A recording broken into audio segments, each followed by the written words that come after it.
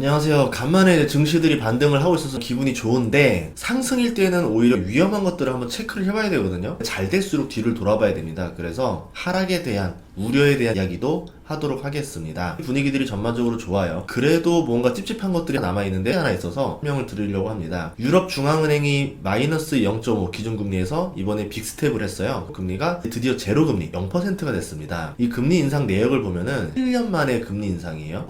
22년 만에 빅스텝입니다. 유럽이 금리 인상을 할 수 없을 정도로 상태가 안 좋았다는 뜻입니다. 2011년에 유럽 부도 사태가 있었어요. 남유럽들. 그때 이후로 처음으로 금리를 올렸다라는 건데요. 미국이나 아시아 같은 경우는 2016년, 2017년에 경기가 좋았습니다. 그때 금리를 올렸었는데 유럽은 그때도 금리를 못 올릴 정도로 넉넉한 상태가 아니었다라는 거죠. 그 이유는 유럽이라는 나라가 단일 국가가 아니기 때문에 그래요. 국가별로 경제 체급이 굉장히 심한 곳이 유럽입니다. 이제 90년대 초반에 사람, 상품, 자본, 서비스, 역내 자유 이동을 이제 허락해서 유럽이 단일화가 됐었죠. 그리고 99년 이후로 유로화가 등장했어요. 화폐를 단일화했죠. 통화 동맹까지 맺으면서 EU라는 게 하나의 이제 경제 블록으로 더 튼튼해졌습니다. 독일이 많이 성장했어요. 독일의 제조업이 경쟁력이 있기 때문에 타 국가들이 이걸 따라갈 수가 없습니다. 관세라던가 환율로 이런 보호를 해줘야 되는데 자국 산업을 보호하지 못하고 그대로 독일의 상품들이 자국으로 들어오게 된 거죠.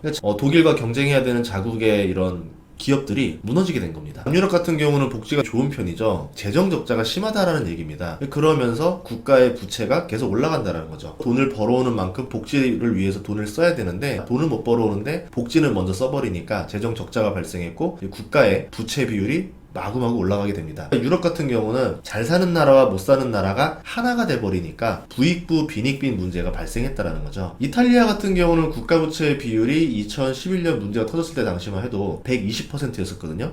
지금은 더 심해졌습니다. 155%로 부채가 더 커졌어요. 2011년에 남유럽 재정위기를 일으켰던 4개 나라를 우리가 피그라 불러요. 돼지들. 포르투갈, 이탈리아, 그리스, 스페인을 일컫습니다. 남유럽 국가들이 방만한 재정 운영으로 적자를 지속하다 보니까 국가 부도 위기에 몰리기 쉬운 상태인데 국가 부도가 나지 않았었던 것은 뭐 독일이라던가 프랑스라던가 영국 같은 나라들이 지원으로 국가 부도를 면하게 해줬었죠. 근데 지금은 영국이 빠져버렸습니다. 우리가 손해보는 것 같다면서 나와버렸었죠. 체질 개선은 거의 이루어지지 않고 부유국들의 재정 지원으로 수명을 연장하고 있었던 게 지금 유럽연합의 이야기다라는 겁니다. 결국 부유한 나라들은 무역에서 수익을 얻고 빈곤한 국가들은 재정 적자로 나라를 유지하면서 문제가 생기면 또 지원받고 악순환이 돌고 있다. 이렇게 볼 수 있겠죠. 슬슬 한계 상황에 다 돼가고 있거든요. 하나 보도록 하겠습니다. 작년 기준으로 그리스의 GDP 대비 부채 비율이 193%, 이탈리아가 151%, 포르투갈 127%, 스페인 118%로 상태가 좋지 않습니다. GDP 기준으로 보면요. 그리스가 50위예요. 그리고 이탈리아가 8위,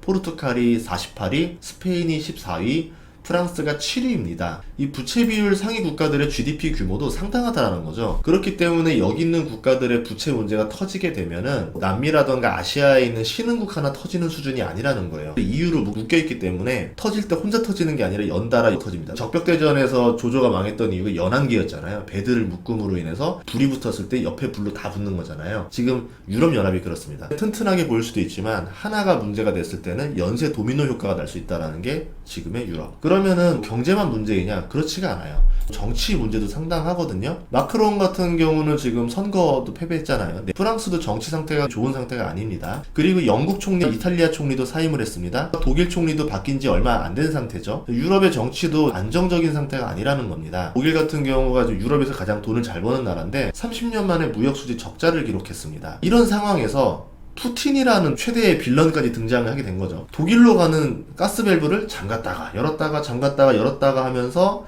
에너지 위기로 위협을 하고 있어요. 겨울이 오기 전에 러시아가 빨리 협상을 하라고 압박을 주는 모양새다.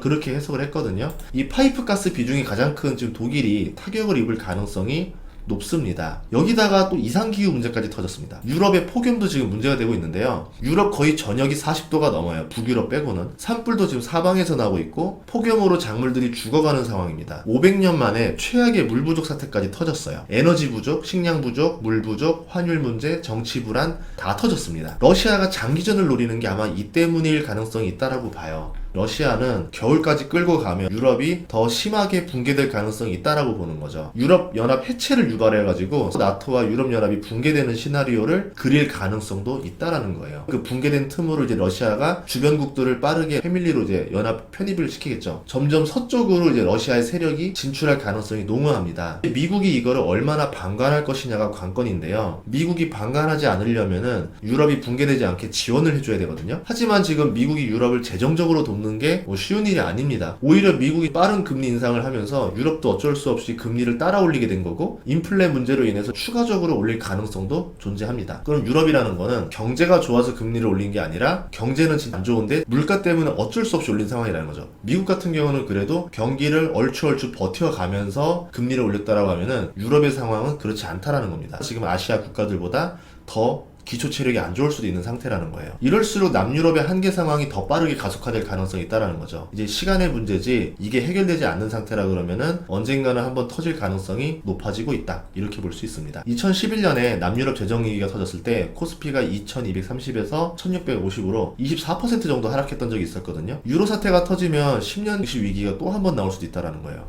2008년은 미국 위기가 나왔었고, 2011년은 유럽발 위기, 2015년은 중국발 위기, 차례로 위기를 겪었습니다. 세계 증시를 떠받치는 3대 축이 다 한 번씩 위기를 겪었었고, 그리고 나서 7년이 지난 거죠. 지금의 증시는 간만에 반등을 주고 잘 달리고 있지만, 이게 남들이 상승 바라볼 때 우리를 간과할 수는 없어서 제가 한번 정리를 해본 거고요. 악재 중에서 관심이 없었던 문제들, 유럽에 대한 이야기를 간략히 다뤄봤습니다. 아, 유럽의 문제가 간과할 문제는 아니구나. 그러면 러시아가 진짜로 노리는 거는 유럽이 붕괴되는 시나리오를 노릴 수도 있는 거겠구나, 이렇게 생각해 보시고 경제를 접근해 보면은 이 사태가 얼마나 복잡하게 엮여 있는지를 알 수 있다라는 거죠. 코로나 같은 경우도 우리가 빨리 끝날 거라 생각했는데 빨리 안 끝났죠. 러시아 우크라이나 사태도 우리가 빨리 끝날 거라 그랬는데 오래 가고 있죠. 이런 것들이 예상할 수 없다. 그렇기 때문에 악재의 기간을 단정 지을 수가 없다라는 거예요. 이쯤 되면 그만하겠지. 코로나 같은 경우도 한 3달, 6달 정도 가지 않을까? 1년만 고생하면 되지 않을까? 이렇게 생각했는데 점점 길어지면서 공급난 벌어지고 인플레 벌어졌고, 에이 설마 인플레가 심각하겠어? 라고 했던 것들이 점점 심각해졌죠. 그러니까 이 문제가 나왔을 때 에이 괜찮아